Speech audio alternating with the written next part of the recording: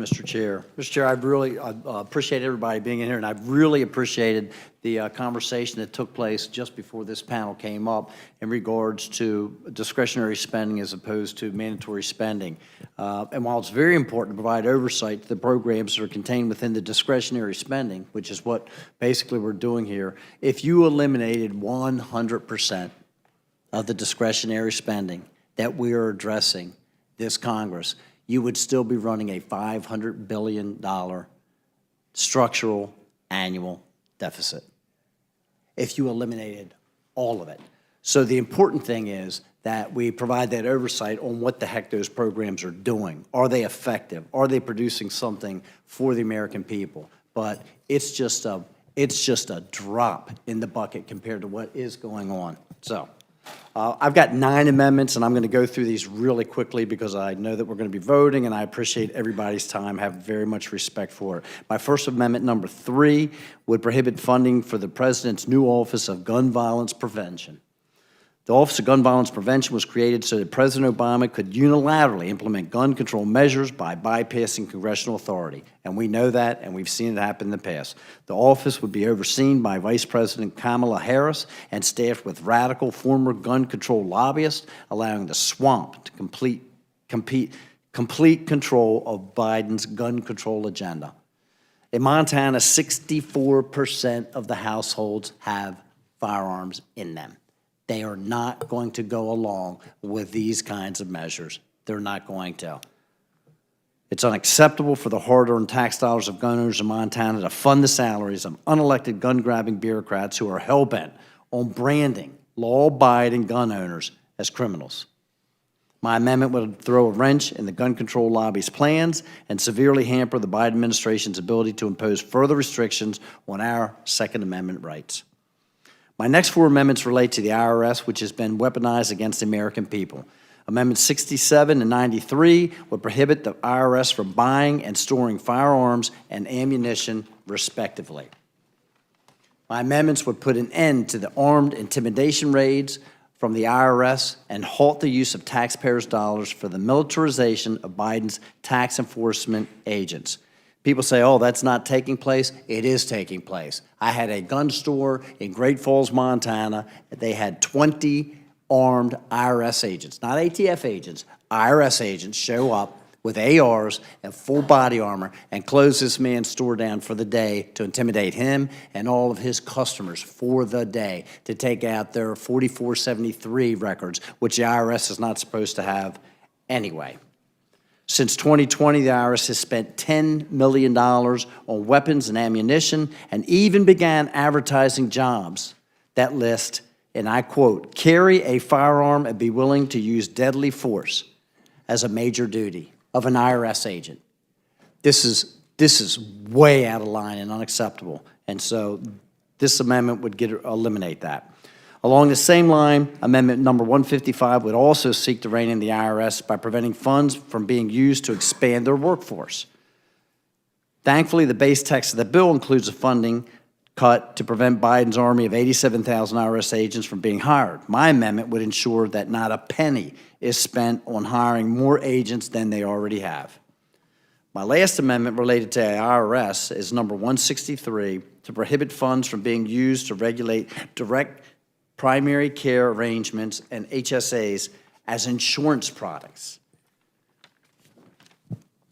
Before coming to Congress, I was the insurance commissioner for the state of Montana. As the insurance commissioner, I led the effort to lower health care costs for Montanans, and one of the ways that I did this was trying to expand access to direct primary care arrangements. State and federal laws have correctly interpreted DPC since 2007, and it's time for the IRS to do the same. Direct primary care arrangements are an innovative alternative payment model that improves access to high-functioning health care with a simple, flat, affordable membership fee, with a list of provided services, in many cases, including lab work. They have worked, they have reduced patient cost, and they have made the doctors more happy about the services that they are offering. My next set of amendments would ensure that taxpayers' dollars aren't used to fund unelected bureaucrats and their unconstitutional mandates. This is Amendment number 217 and 245. They are serving as a check on the Consumer Product Safety Commission. The Biden-appointed Consumer Product Safety Commission began talking about banning gas stoves last January. After major pushback, the chair of the CPSC said they weren't looking into ban on gas stoves. However, the Biden administration still moved forward with the Department of Energy report on gas stove emissions. I was proud to vote for Representative Kelly Armstrong's Gas Stove Protection and Freedom Act in June, and I'm pleased that the base text of the bill includes a provision to protect Americans from unserious and invasive emission standards. However, this whole ordeal has led me to lose confidence in the Consumer Product Safety Commission, which should probably not exist in the first place and should only issue recommendations.